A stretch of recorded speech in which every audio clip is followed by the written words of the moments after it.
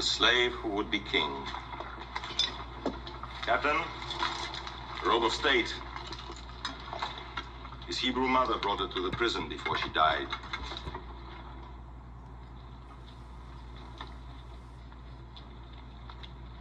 I'd rather this be your armor.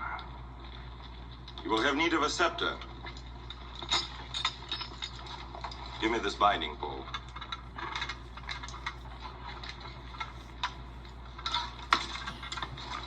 Here is your king's scepter. Here is your kingdom. With the scorpion, the cobra, and the lizard for subjects. Free them if you will. Leave the Hebrews to me. Give this prince of Israel 1 day's ration of bread and water. 1 day's ration? It'll take many days to cross this wilderness, if he can cross at all.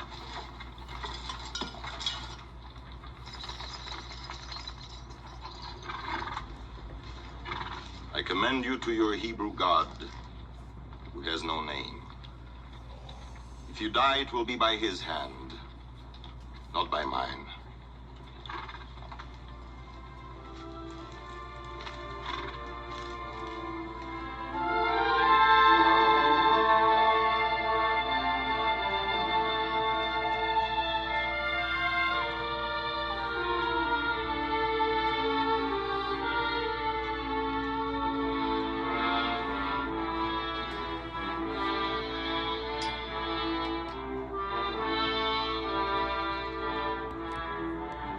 Farewell, my one-time brother.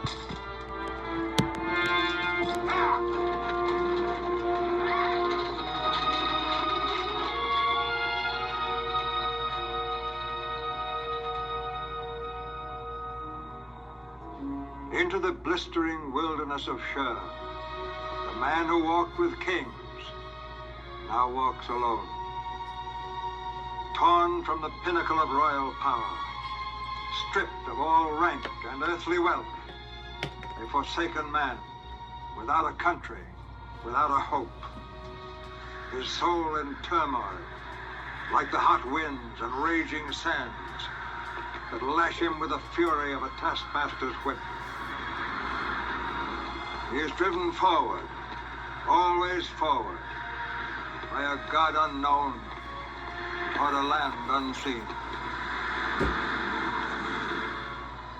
Into the molten wilderness of sin, where granite sentinels stand as towers of living death to bar his way. Each night brings the black embrace of loneliness. In the mocking whisper of the wind, he hears the echoing voices of the dark.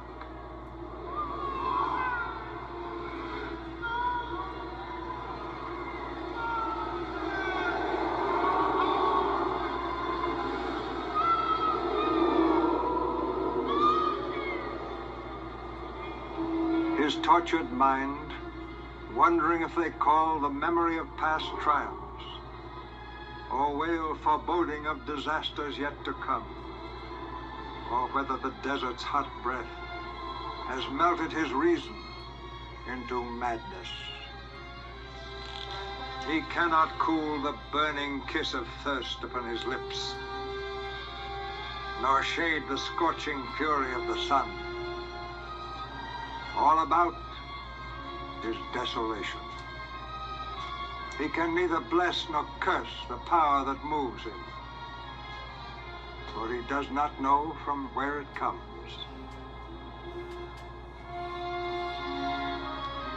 Learning that it can be more terrible to live than to die, he is driven onward through the burning crucible of desert, where holy men and prophets are cleansed and purged for God's great purpose.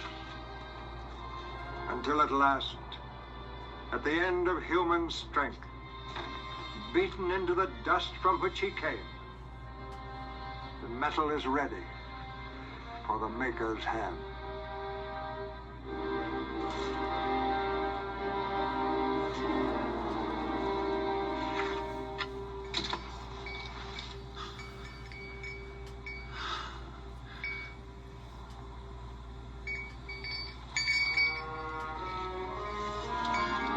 And he found strength from a fruit-laden palm tree, and life-giving water flowing from the well of Midian.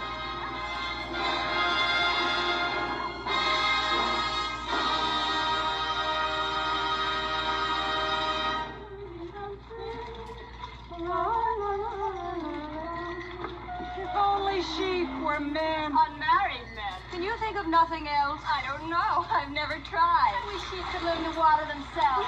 You needn't have painted your nails, Lulua. There isn't a man from here to Horeb.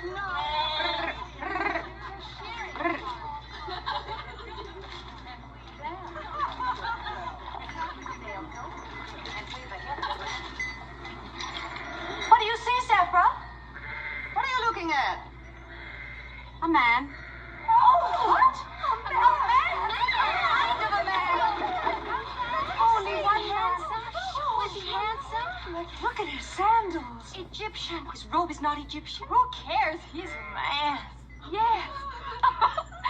He's eaten a whole bunch of dates. Could be dangerous. Are you sure he's alive? Oh, I hope so. Do you think he's married? Look, there's real trouble.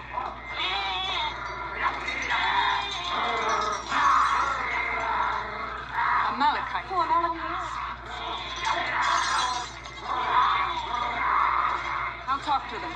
Talk to them. Get stoned. They'll scatter the flock. There's a thief.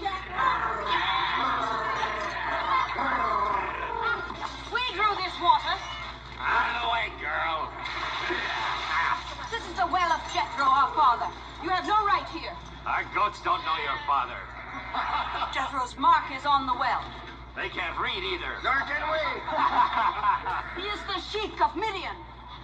Then let him breed sons to guard it, not daughters.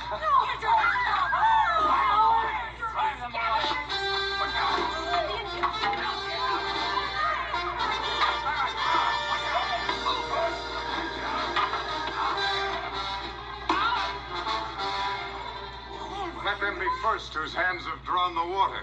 The stranger is wise and strong. Drive back your goats until the sheep are watered.